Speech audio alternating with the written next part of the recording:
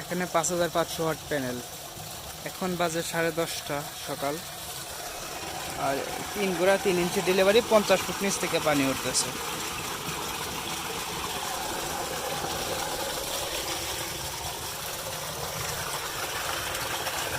ঠিক আছে।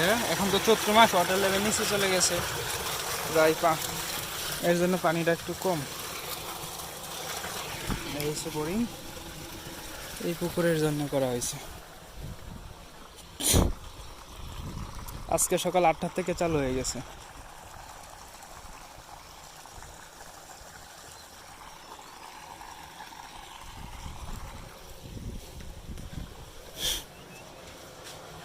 এই হচ্ছে ভিএডি 10 এম্পিয়ার, 220 ভোল্ট, 50 হার্জ। এখানে AC DC change over, surge protection, আর রয়েছে 3 পিস ব্রেকার।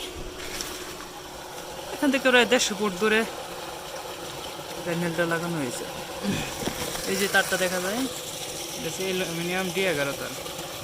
এটা দিয়েই ডিসি লাইনটা নিয়ে আসছে এখানে।